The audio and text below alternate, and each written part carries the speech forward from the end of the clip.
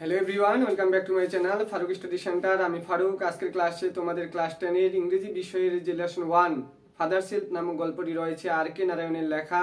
তার প্রত্যেকটি part, unit 1, unit 2, unit 3, প্রত্যেকটি লাইন বাংলায় অর্থস্বরূপ বুঝিয়ে দেওয়া হবে, এমনভাবে বুঝিয়ে দেওয়া হবে যে সারা জীবন তোমরা কখনো ভুলতে পারবে না। কি বলা হচ্ছে, ফাদার সেলফ নামের যে ইন্ট্রোডাকশন রয়েছে সেটাও সম্পর্কে একটু জেনে নিই। ফাদার সেলফ, ফাদার্স হেল্প, ওকে, এটা আমাদের হচ্ছে গল্প। অথর হচ্ছে আমাদেরকে আর কে নারায়ণ, অথর, ওকে, আর কে নারায়ণ, ওকে। এই আর কে নারায়ণ যে গল্পটি লিখেছে ফাদার সেলফ, তার সম্পর্কে তোমাদের দু চার কথা জানিয়ে দিই ইন্ট্রোডাকশন বা অথরের স্টোরিতে কি রয়েছে। আর কে নারায়ণের জন্ম হচ্ছে কত 1906 সালে। 1906 সালে তিনি জন্মগ্রহণ করেছিলেন এবং 2001 সালে তিনি পরলোক গমন করেন, ওকে। এবং তিনি 1958 সালে দ্য গাইড যে বইটি লিখেছিলেন তার জন্য তিনি কিন্তু সাহিত্য একাডেমি পুরস্কার পেয়েছিলেন, ওকে। এবং আমরা যে পড়াটি ফাদার সেলফ পড়াটি পেয়েছি সেটা কিন্তু মালগুদি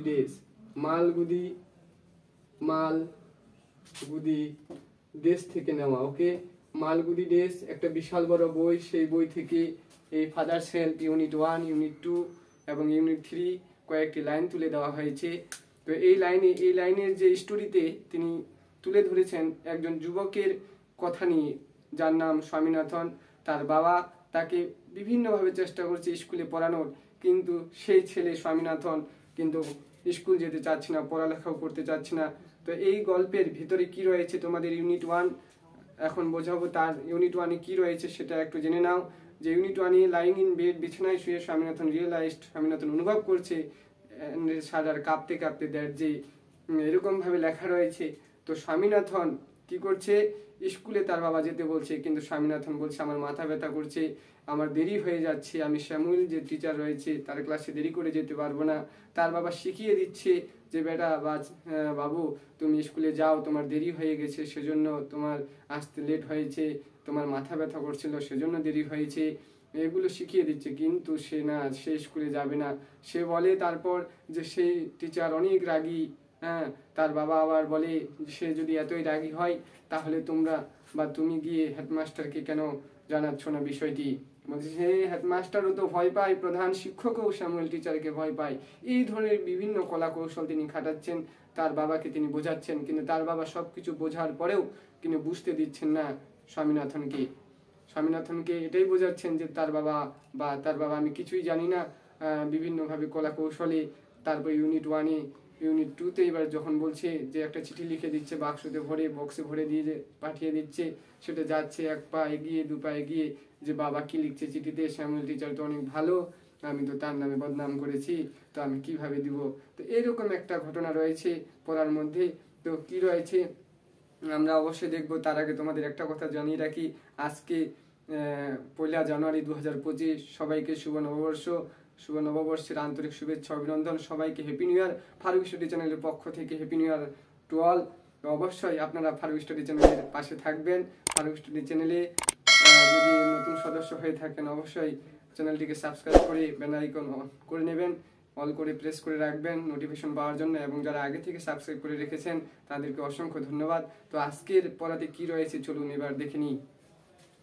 শুরু চলে আসলাম লেসন 1 ফাদার্স হেল্প, আর কে নারায়ণের লেখা ফাদার সেলফ গল্পে the author and the text. এই টেক্সটের মধ্যে অথর বা লেখক কি বলেছেন তোমাদের আগে জানিয়ে দেওয়া হয়েছে যে আর কে নারায়ণ 1906 সালে জন্মগ্রহণ করেন, 2001 সালে পরলোক গমন করেন। Is one of the leading figures of early Indian literature in English, অর্থাৎ ভারতীয় সাহিত্যে একজন প্রধান মুখ ছিলেন R K Narayan. His notable works include Malgudi days and the guide.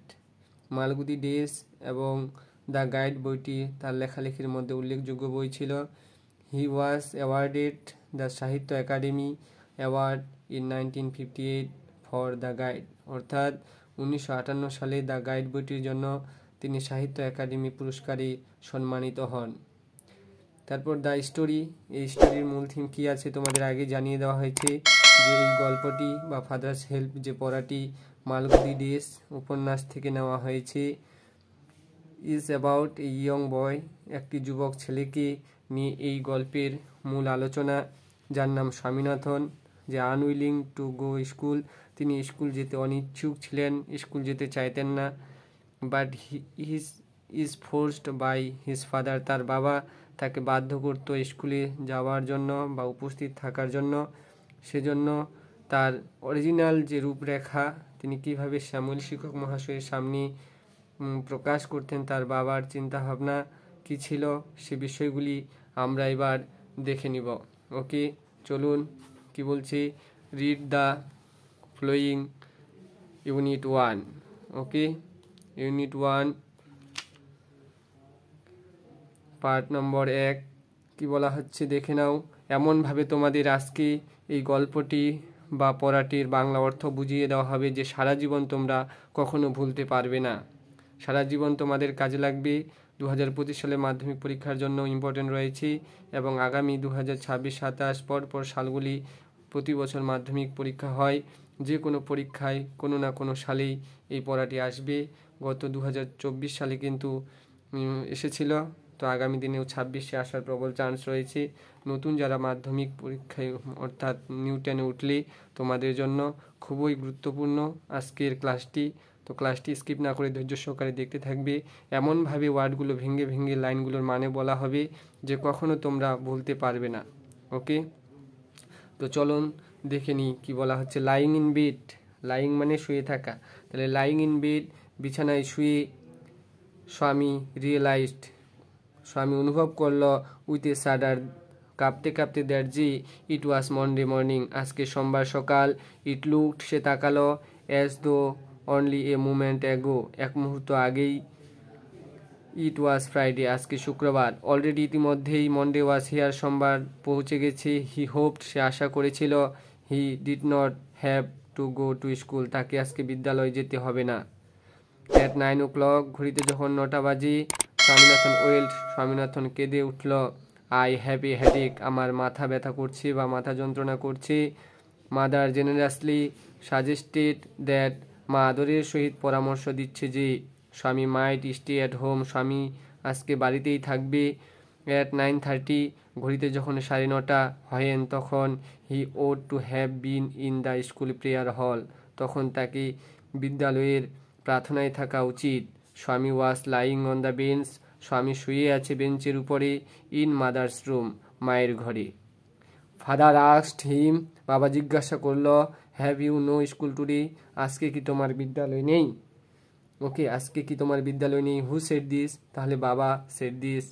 এরকমভাবে প্রশ্ন আসবে যে have you no school today, তোমার কি আজকে বিদ্যালয় নেই, হাইফেন দিয়ে বা ড্যাশ দিয়ে বলবে হু সেড দিস। তো ফাদার আস্কড হিম, স্বামীনাথনকে জিজ্ঞাসা করেছিল। তোমাদের বাংলা মানেটা একান্তভাবে জানা দরকার, তবেই তুমি সঠিকভাবে প্রশ্ন তৈরি এবং সাজাতে পারবে এবং পরীক্ষার খাতায় সঠিকভাবে লিখে আসতে পারবে। এবার স্বামী কি রিপ্লাই দিচ্ছে দেখো, হ্যাডেক, স্বামী রিপ্লাইড, স্বামী সারা বা উত্তর দিচ্ছে যে আমার মাথা ব্যথা করছে। ননসেন্স, তার বাবা বলছে ননসেন্স, বকার মতো বলো না তো, dress up and go, dress পরো এবং যাও তো, যাও যাও স্কুলে যাও। হেডেক, স্বামীনাথন আবার হেডেক, বাহানা করছে, যেরকম বিভিন্ন অজুহাত দিয়ে এখনও অনেক স্কুল পড়ুয়া বা ছাত্রছাত্রীরা স্কুল যাওয়ার জন্য বাবা মাকে বলে আমার মাথা ব্যথা করছে, আমার পেট ব্যথা করছে। এই ধরনের অজুহাত কিন্তু সাধারণত ছেলেপেলে দিয়ে থাকে। তো তোমরা অবশ্যই এই ধরনের ব্যবহার কখনো বাবা মায়ের সামনে করবে না। এবার তার বাবা কি বলছে দেখো, যে লোপ অ্যাবাউট লেস অন সানডে, তুমি যদি রবিবার দিন অলসতা বোধ করো, অ্যান্ড এবং you will be without a headache on Monday, তাহলে তুমি সোমবারও তাই বলবে। ওকে, তারপর স্বামী নিউ, স্বামী জানতো, দেখো নিউ এখানে পাস্ট টেন্স, KNOW, নো মানে জানা, কিন্তু এখানে নিউ, অর্থাৎ স্বামী আগেভাগেই জানতো how strict his father could be, তার বাবা কতটা কঠোর হতে পারে, তার বাবা কতটা কঠোর হতে পারে। সো সেহেতু হি চেঞ্জ হিজ ট্যাকটিক্স, সে কারণেই তার কৌশলটি সে পরিবর্তন করে দেয়। কে পরিবর্তন করে দেয়? স্বামীনাথন পরিবর্তন করে দেয়। কি পরিবর্তন করে দেয় দেখো, যে I can not go so late to the class, আমি শ্রেণীকক্ষে দেরি করে যেতে পারবো না। ওকে, তো অবশ্যই তোমাদের এগুলোর বাংলা মানেগুলো বা অর্থগুলো অবশ্যই জানতে হবে। যেরকম অলরেডি ইতিমধ্যে তোমাকে অবশ্যই জানতে হবে। হোপ মানে আশা করা, ওয়েল্ট মানে কেঁদে ওঠা, হেডেক মানে মাথা ব্যথা বা মাথা যন্ত্রণা, জেনারেসলি মানে আদরের সহিত, সাজেস্টেড মানে পরামর্শ দেওয়া। তো এই ধরনের লাইং মানে শুয়ে থাকা, ননসেন্স মানে বোকা বা গাধার মতো যে আচরণ আমাদের সবাই কিন্তু বলে থাকে এই ননসেন্স। তো এই ধরনের ওয়ার্ডগুলো তোমাদের লোপ মানে অলসতা, স্টিক্স মানে কঠোর, চেঞ্জড মানে পরিবর্তন, এই ধরনের ওয়ার্ডগুলো যেগুলো টাফ মনে হবে সেগুলো খাতায় লিখে নিবে এবং নিজেই লাইনগুলো সাজিয়ে বলার চেষ্টা করবে। তবেই তুমি সঠিকভাবে কিন্তু পরীক্ষায় উত্তর করতে পারবে বাংলা মানেগুলো জানলে। এবার পরের পেজে কি আছে চলুন দেখে নিই। এই পেজে কিন্তু লাস্টে কিন্তু স্বামীনাথন বিশাল বড় মিথ্যা কথা বলবে। তো দেখি কি বলা হয়েছে, যে ইউ উইল হ্যাভ টু, তোমাকে যেতেই হবে। তার বাবা বলছে, স্বামীনাথনের বাবা, যে ইউ উইল হ্যাভ টু, তোমাকে যেতেই হবে। It is your own fault, এটা তোমার নিজের দোষ, এটা তোমার নিজের দোষ, তোমাকে যেতেই হবে। কোথায় যেতে হবে? স্কুলে যেতে হবে। What will the teacher think if I go so late, আমি যদি দেরি করে যাই তাহলে শিক্ষক মহাশয় কি ভাববেন? Tell him you had a headache and so are late, বলবে তোমার মাথা ব্যথা বা মাথা যন্ত্রণা করছিল সেজন্য দেরি হয়ে গেছে। এটা তার বাবা স্বামীনাথনকে শিখিয়ে দিচ্ছে। He will scold me if I say so, যদি আমি দেরি করে যাই তাহলে সে বকাঝকা করবে আমার উপরে। সে স্বামীনাথন তার বাবাকে এই কথা বলছে। দেখো বাবা ছেলের মধ্যে কথা হচ্ছে। উইল হি লেট আসি, যদি এতই মানে হয়, রাগী হয়, গালাগালিজ করে, বকাঝোকা করে, হোয়াট ইজ হিজ নেম, উনার নাম কি বলো তো? স্বামীনাথন বলছে স্যামুয়েল। স্বামীনাথন ভয় করে তার বাবাকে বলছে Samuel. Does he always scold the students, সে সবসময় ছাত্রছাত্রীদের উপর বকাঝোকা করে। ওকে, তারপর আবার বলছে দেখো, he is a very angry man, সে খুব রাগী মানুষ। তার বাবাকে বলছে সে খুব রাগী মানুষ।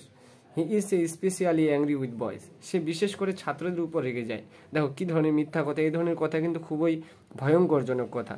অর্থাৎ একজন টিচার শুধু ছাত্রদের উপর রেগে যায়, মেয়েদের উপর বা ছাত্রীদের উপর রাগে না, এই কথাটা বলা কিন্তু খুবই ভুল কথা। কখনো এই ধরনের কথা কিন্তু বাবা মাকে, শিক্ষকের বিরুদ্ধে বলতে হয় না। ওকে, কি বলছে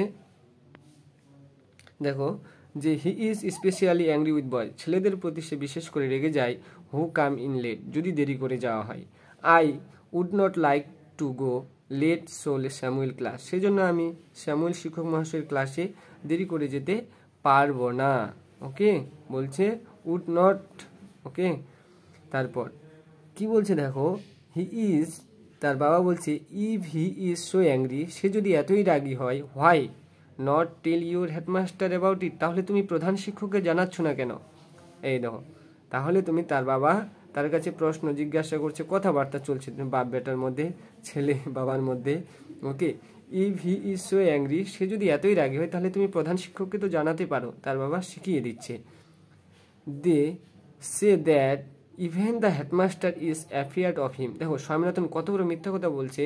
স্বামীনাথন তার বাবাকে বলছে যে they say that even the headmaster is afraid of him, প্রধান শিক্ষকে ওই শিক্ষককে ভয় পায়, প্রধান শিক্ষকেও স্যামুয়েল শিক্ষক মহাশয়কে ভয় পায়। দেখো এই হলো ছেলে স্বামীনাথনের আচার ব্যবহার। তার বাবা চাচ্ছেন যে ছেলে স্কুলে গিয়ে পড়াশোনা করে মানুষ হোক, মানুষের মতো প্রকৃত মানুষ হয়ে উঠুক, কিন্তু ছেলে কখনোই চাচ্ছে না যে আমি পড়াশোনা করি। এই ছিল প্রথম ইউনিট 1-এর আলোচনা। যদি ক্লাসটি ভালো লাগে বন্ধুদের মাঝে অবশ্যই বেশি করে শেয়ার করবেন, পুরো ওয়েস্ট বেঙ্গলে ছড়িয়ে দেবেন। এবং ফারুক স্টাডি চ্যানেলে যদি এরকম ধরনের ক্লাস পেতে চাও তো অবশ্যই চ্যানেলটিকে নতুন সদস্য হলে সাবস্ক্রাইব করে রাখবেন এবং বেল আইকনটি প্রেস করে অল করে রাখবেন নোটিফিকেশন পাওয়ার জন্য। এবং যারা সাবস্ক্রাইব করে রেখেছেন তাদেরকে অসংখ্য ধন্যবাদ। Thanks for watching. দেখা হচ্ছে পরের ভিডিওতে। ভালো থাকবেন। হ্যাপি নিউ ইয়ার 2025।